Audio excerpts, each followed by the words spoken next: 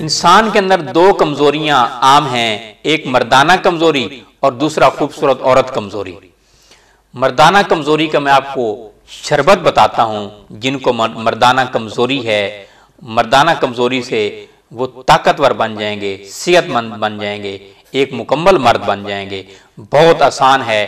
जायफल, जलवतरी, लौंग, बड़ी इलायची और फूल गुलाब, 5 चीजें ले लीजिए बराबर वजन में और इसको मोटा मोटा कूट लीजिए। 2 लीटर पानी में रात को डाल के रखिए, सुबह इसको आग पर चढ़ाइए। जब पानी आधा लीटर जितना रह जाए तो फिर इसको छान लीजिए और चीनी मिला लीजिए। चीनी मिलाने के बाद जो है इसकी चाशनी तैयार कर लें, शरबत तैयार कर लीजिए और 2 ग्राम जितना बेंजोएट पाउडर मिला लीजिए ताकि ये शरबत आपका खराब ना हो। लेकिन पाउडर जो आपने मिलाना है वो आखिर में मिलाना है। ये शरबत आपका तैयार हो गया।